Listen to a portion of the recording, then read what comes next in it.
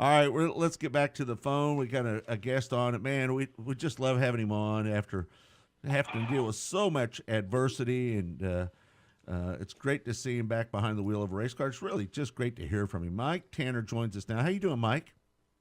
I'm doing pretty good. How about you guys? Well, we're doing all right, man. So, congratulations on that big win last Saturday night. That was big. Yeah, it was pretty big. I enjoyed it. Yeah. You had some success down there at Coca-Cola, and now here, man, I got to feel that there was a time when you thought, man, I'm never going to drive a race car again.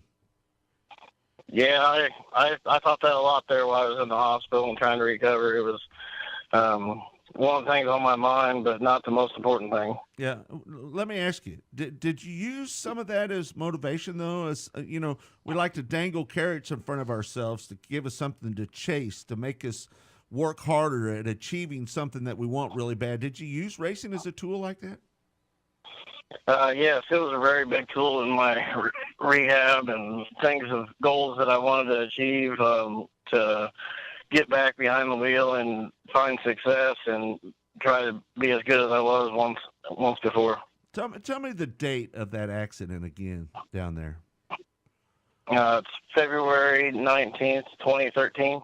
It's been that long, I guess. It probably doesn't seem like that long ago to you, but it seems like it was just yesterday when you had to deal with all that. And that was just such a gut-wrenching news when we heard about that, man. That's got to be the scariest thing that you've ever went through in your life. Yeah, it was the scariest thing for me and my family both. There was times that we didn't know if I was going to make it, and like I said, there was a lot of other priorities on the list that we needed to figure out before we could even think about racing. Yeah, no doubt. Yeah, there wasn't anybody that really, except maybe yourself, that thought you would ever get behind a wheel of a race car, let alone go out and win races. Did you ever doubt yourself that you'd ever come back and do what you're doing now? Truthfully, yeah, I never thought I'd be able to do it again. And once I got back behind the wheel, I was wondering, starting to question myself.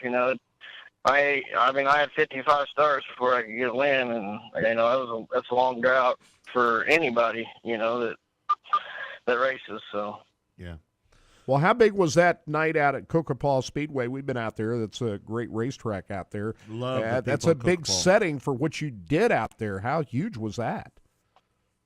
Yeah, that was pretty huge on a big national tour like that, a big IMCA tour. It was pretty cool, to win out there on that deal. But I think last week's win here at home with all my family and everything meant a lot more to me. Yeah. Yeah, I could tell that in Victory Circle, just watching you guys down there in Victory home. Circle, how much, everybody really enjoyed it. You got a big group of fans and family down there that helped you celebrate that, don't you? Yeah, I got a great group of guys behind me right now helping me out, and all my family were there that night.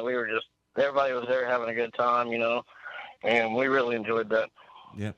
Talk about modified racing right now and where it's at, just your thoughts. It seems like it's getting more and more expensive. I see a lot of guys that are starting to try to run the IMCA deal, maybe trying to get away from a little bit of the USRA, USMTS cost, because as we know, those are the most expensive modifieds out there in the land, right? Just talk about where we're at in modified racing right now, Mike. Man, it's going crazy. Yeah, the A mods are getting way out of hand expensive, but these B mods aren't cheap anymore either. Right. So I've actually got an IMCA car, and we kind of keep it around to do some of that. It's got some good pain races for as cheap as them cars are. The IMCA has pretty much got a good handle on the rule package and trying to keep it more cost efficient. But around here is USRA, and if you want to race around home and be with your family, you got to have one of those. But I think Todd does a good job. And tries to help out on people that support him. We travel all around the region and follow them guys on their Ironman stuff, and they put in some pretty good contingencies and some bonus monies and stuff for us. So yeah, it's so funny. We were out Lakeside opening night last week, right? They had 19 E-mods, first race ever E-mods, right, at Lakeside Speedway, and they had 18 A-mods. I don't know about you, Bud, but there's some red flags being thrown up there. I think when they have 20 some B mods, what do you think? Do you think A mods eventually are going to outprice themselves, and we're just going to see nothing but B's and E's, or what do you think the future holds for modified racing?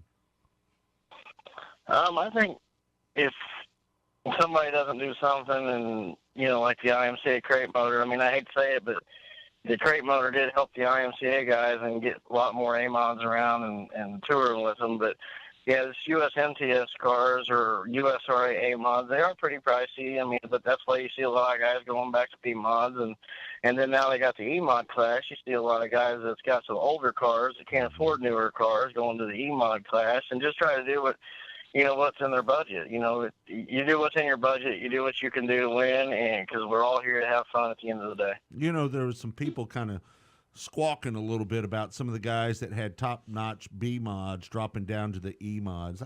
Me personally, I don't have a problem with whatever class the guy wants to run. You got to run on what you can afford and your skill set is at. I think there's two things that determine what class you run in, right? If you're an exceptional driver and you got all the money that you're not worried about it, you run an A mod. But if you don't have that and you're a little less, then you run the B. And then finally, if you are really low on cash or your skill set isn't where it needs to be, you run an E mod. I guess that's what it boils down to. It's just whatever your skill set and what you can afford, right? I agree 100% on that. I got some pretty good B mod stuff, but I think my skill set's at about the top of it's going to be there as a B mod. I don't think I'll ever be back in an A mod because of my accident, but I'm just thankful that I am in a car, and like I said, it's on a guy's budget. He's there to have fun, but he's got to pay his bills and support his family at the end of the day. I know one thing, Kirk. I've got my eye on an E mod. Now, the reason I say that is because I'm almost 60, so I'm kind of in the Terry Bivens category, and I think that's a great place for old farts to go and run as well. Yeah, you never did quit. Hey, I haven't raced since 2010. Yeah, you haven't retired. Hey, I was going to ask you, Mike, what are the continuing challenges as the result of the fire that you have just strapping into the race car and therapy still involved? Continuing to be competitive out there? Well, I only have about 5% use of my left arm because I've lost all my deltoid muscles and everything in it. So I have to have somebody help me with the seat belts all the time. Learning to drive with just one arm. I was always a two-arm driver when I did drive back in the day. Learning to drive with just my right arm and do the tear-offs. But then my body fatigue. I mean, yeah, it's been a long time since the accident, but I still get wore out and tired. I got to watch out for infections because any kind of cuts, like working on the car or anything, can get infected in a matter of hours. And then I get an infection disease that I might have to go. I spent 3-4 weeks in the hospital. I went to Arizona the first time. I ended up having to fly home and go straight to the emergency room and ended up spending it in the hospital because of infection. So you got to really watch over my body and try to relax. My spine's messed up really bad. So like a real rough racetrack, I don't try to race on them. I'll just pull off and just try to do what I can do. I got to keep my energy level up somehow and drink a lot of water because my body cramps a lot. How about breathing? Did the fire affect your lungs? How as far as breathing wise? I imagine that was an issue at least at one point, wasn't it? Yeah, at one place it was really bad. I mean, I was on breathing ventilators and had lung tubes and all kinds of stuff in me. But my lungs are decent for breathing right now. But I do have a real bad hearing. I lost a lot of my hearing. So sometimes hearing on that receiver is pretty hard for me. But I got to pay attention to the cautions. Well, I got to tell you, Mike, you're such an inspiration for a lot of people, even those that don't drive race cars or not even involved in racing, to see what you have done to go out there and the aftermath of everything that you've been through. Congratulations to you, and, well done. Yeah. Thanks, guys. I appreciate it. Yeah, and I know Todd wanted to chime in here real quick. Yeah, Mike, I just wanted to say, like I said, I talked to you about that last night. I just want to say all the nurses and everything are it's just remarkable. They really think that's, and I give them a few updates. When I sent the message that you actually won down there and that first race down there, there was some heartfelt feeling. There was some really good feelings going on over there at that hospital. So just like you said, never let a doctor tell you one thing. Right. And do what coming from me as well. Just do what you got to do, and we're so glad to see you out there, Mike. Hey, thanks, guys. The people in the hospital were great to me, and they did wonders, and I thank them every day. Yeah. All right, Mike, go get him, man. We're looking forward to seeing you again in Victory Lane, man. We're proud of you. Yeah, thanks for joining us, Mike. Not a problem. I appreciate it. I just want to put a shout out to all the guys at Tanner Racing Shop. They really do a great job in supporting me. All right, buddy. All right. Congratulations. All right. We'll see you later, bud. You bet. Thank Man. you. There you have Mike Tanner.